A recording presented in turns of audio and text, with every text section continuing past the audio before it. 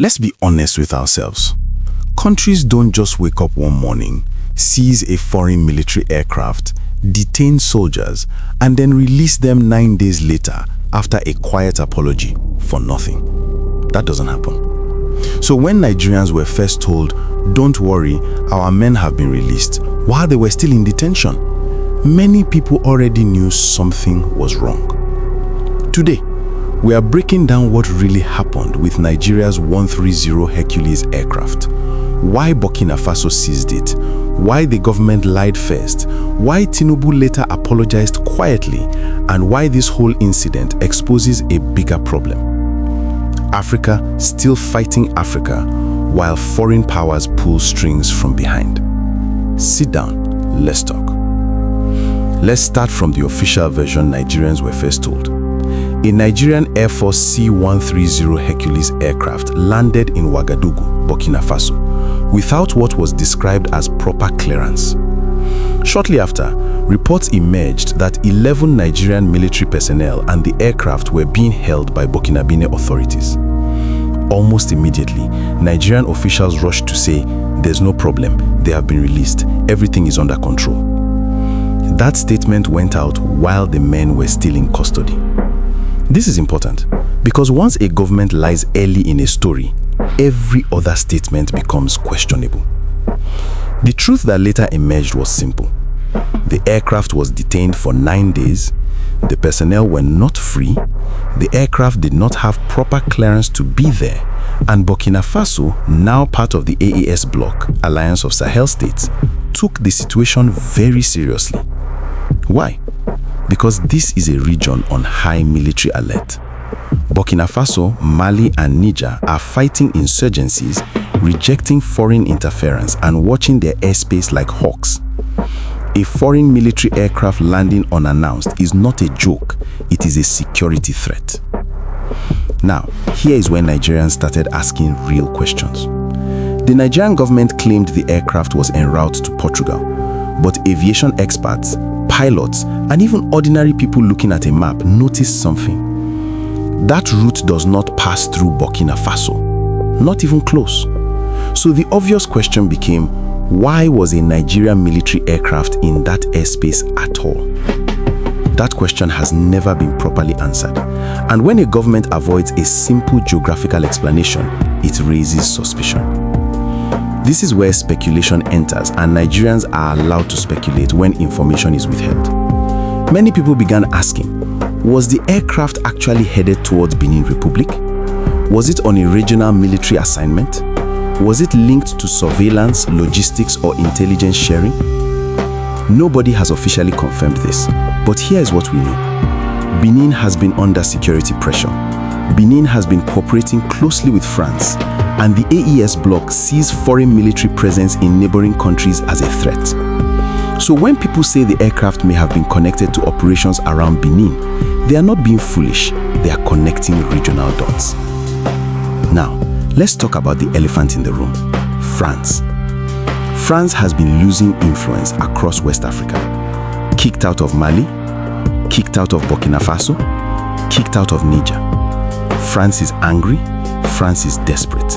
France does not like the AES bloc. And Nigeria, whether we like it or not, is still seen by some foreign powers as a pressure point. Now, there are unverified but persistent claims circulating that France was lobbying Nigeria to counterbalance AES influence in the region, that Nigeria was being encouraged to take leadership in regional security, not always in Africa's interest. Is there proof? No public proof. But history teaches us something important. Foreign powers rarely fight directly. They push Africans to fight Africans. So when Nigerians hear that foreign pressure may have played a role, they are not crazy, they are remembering history. Burkina Faso did not overreact. They followed their new doctrine. No unauthorized military movement, no foreign intimidation, no assumption of innocence. They powered down the aircraft, detained the personnel, and demanded explanation.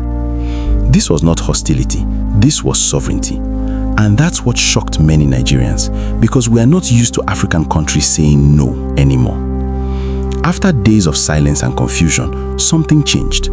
President Tinubu sent the Foreign Affairs Minister Yusuf Tuggar to Ouagadougou. Not a press secretary, not a spokesperson, a senior diplomat personally sent.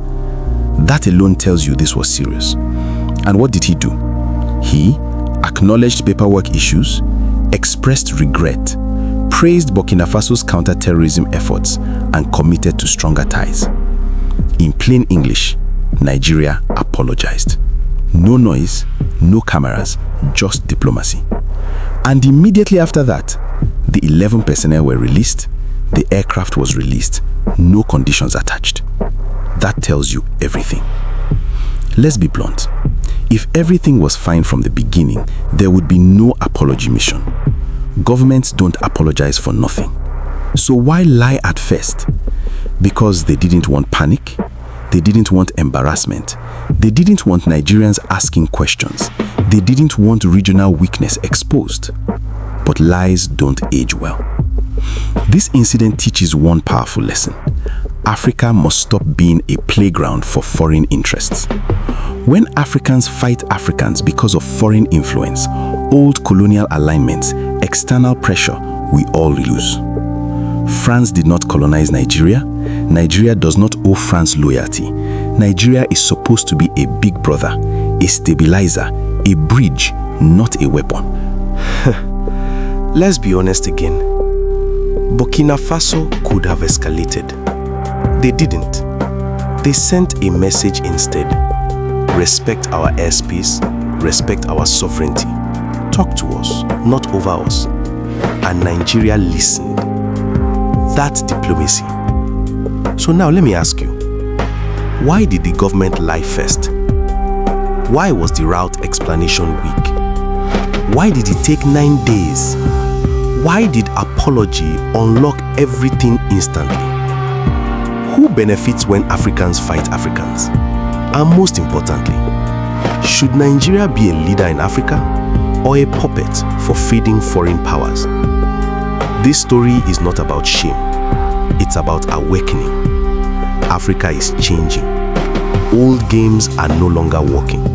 And Africans are beginning to say, enough.